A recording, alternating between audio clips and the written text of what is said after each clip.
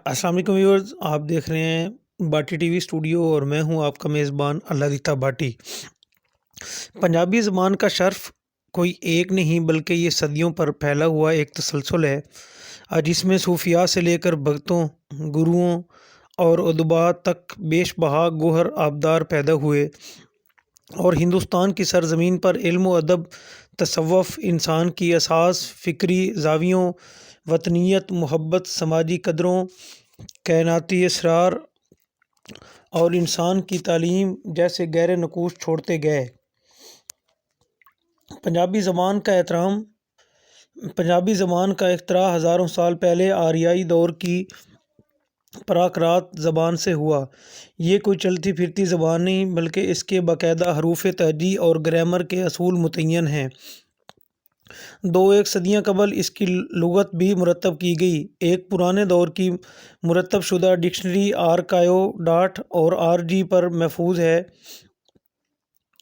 पंजाबी ज़बान में अदबी तहरीर का आगाज़ तकरीबन 900 साल पहले बाबा फ़रीदुद्दीन गंज शकर रहमतुल्लाह अलैह से होता है। इनके साथ ख्वाजा फ़रीद रहमतुल्लाह अलैह, सुल्तान बाहू, शाह हुसैन रहमतुल्लाह अलैह, मियाँ मोहम्मद बख्श रहमतुल्लाह अलैह, हाशम शाह, बाबा बुल्ले शाह, मियाँ अली हैदर रहमतुल्लाह अलैह और दीगर दर्जनों बड़े नाम भी शामिल हैं, जिन्होंने पंजाबी को लाजवाल अदबी मेराज अता की।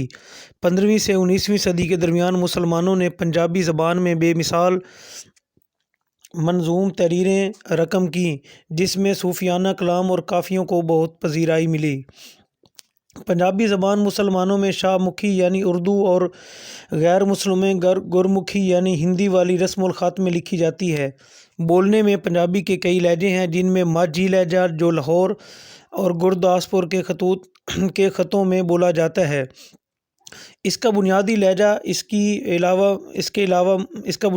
है। इसके अलावा मुल्तानी, जांगली, हिंद को, पोठवारी, कश्मीरी और कई दूसरे लहजे भी हैं जो बदलते हुए जुग्राफिए के साथ साथ अपने रचाव बसाव भी बदल लेते हैं, लेकिन अपने बुनियादी सकाफ़ती चौखटे से बाहर नहीं जाते। दुनिया के 15 करोड़ लोगों की मादरी ज़बान पंजाबी है और 1999 की शुमारियात के मुताबिक दुनिया में 11वें नंबर पर बोले जाने वाली बड़ी ज़बान है, जिसमें हिंदू मत, सिख मत, ईसाईयत और इस्लाम के पैरोकार शामिल हैं। इनमें बड़ी तादाद बेतरतीब मुसलमान और सिखों की है, इसके बाद ईसाई हैं और हिंदू इन सब में से कम तादाद में हैं।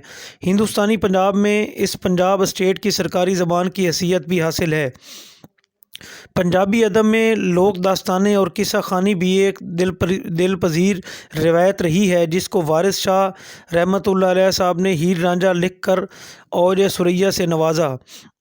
इस सिलसिले में मियाँ मोहम्मद बख्श की सैफुल मलूक बस यही कुल सरमाया नहीं बल्कि मुसलमान सूफिया के अलावा हिंदू भक्तों और सिख गुरुओं ने भी अपने अपने कलामों के ज़रिए ज़िंदगी के बेबहा मैनी आश्कार किए और जबरो इस्तबदाद समेत दुनियावी गलाजत को भी वाशगाफ अल्फाज में ललकार दिया और इश्की राहों पर लगी गाथों का बयान भी सुनाया। बाबा गुरु नानक साहब ने अपने मज़हब की बुनियाद ही पंजाबी ज़बान पर रखी।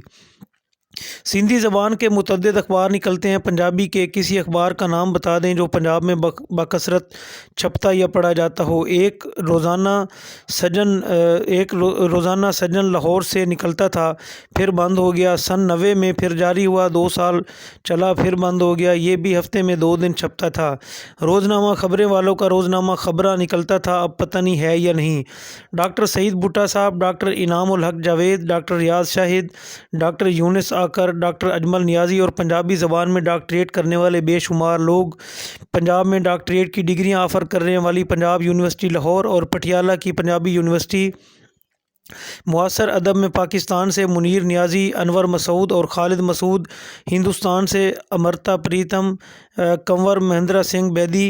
पंजाब समेत हर ज़बान का अदब साफ़ सुथरा है और पंजाबी समेत हर ज़बान का वसेब या कल्चर गालियों से भर अटा पड़ा है। मौजूदा दौर की सबसे काबिल फ़ख्र अंग्रेज़ी ज़बान अपने दामन में गालियों का वसी ज़ख़ीरा समोए हुए है और ज़ख़ीरा भी ऐसा कि जिसका एक एक लफ्ज़ हर मस्तूर और शर्म अंगेज़ चीज़ का नाम इस तरह से आश्कार करता है कि बहुत से गंदे अमाल की तस्वीरें नज़र आने लगती हैं। बस सवाल सिर्फ़ ये है कि कौन किसी चीज़ में क्या देखता है।